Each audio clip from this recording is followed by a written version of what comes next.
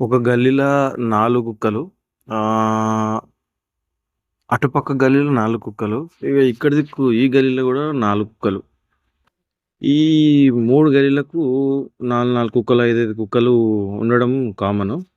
దీనిలో ఒక ప్రెసిడెంట్ కుక్క ఉంటది.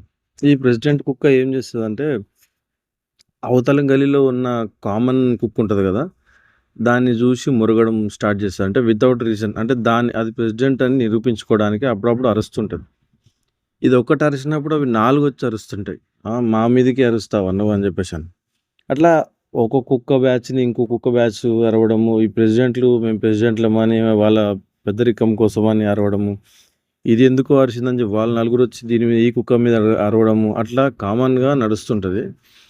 సో, వీటి పని ఏందంటే పొద్దున్న లేచి రాత్రి దాకా ఒకళ్ళ మీద ఒకళ్ళు అరుసుకోవడము, ఒర్రుకోవడము, తిట్టుకోవడం.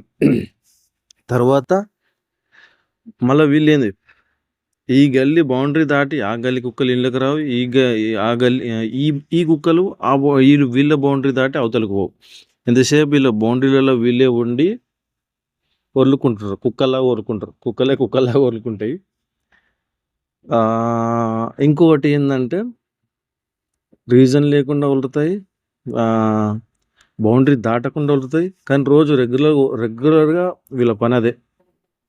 ఆడాడనే తినడము, బౌండరీలోనే తినడము, బౌండరీలోనే బతకడము, బౌండరీలోనే గొడవ పెట్టుకోవడం, బౌండరీలోనే వితౌట్ రీజన్ అరవడము, వాళ్ళ పెత్తనాన్ని వాళ్ళు నిరూపించుకోవడము. అంతే వాటి పని. అవి కుక్కల పని అంతే. సో, ఈ కుక్కల విషయం ఈరోజు టాపిక్ ఎందుకొచ్చిందంటే, ఈరోజు మనిషి కూడా అట్లనే అదే పని కుక్కలాగానే చేస్తున్నాడు. అంటే మోస్ట్ ఆఫ్ ద పీపుల్ ఇట్లనే కుక్క బతికే బతుకుతున్నారు. గిరి గీసుకుంటారు.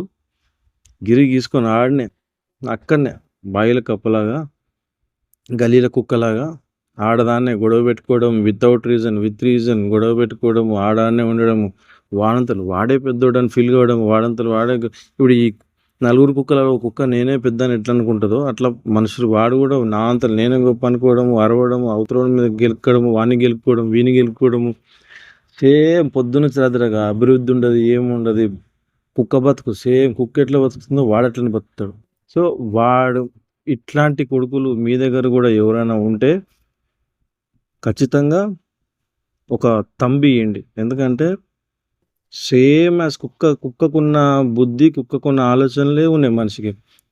డెవలప్ అవుదామని లేదు, పెద్దగా అయిదామని లేదు, ఆలోచన లేదు. ఎంతసేపు ఆడనే ఉండడము, అదే మురగడము, అది లెక్క అదే ఎటో పోతుంది కానీ వీడు మాత్రం ఈయనే కుక్క బతికే. సో, ఇట్లాంటోడు మీకు ఎవడన్నా ఉన్నాడు అనిపిస్తే జస్ట్ లైక్ థంబ్ ఇయ్యండి అంతే.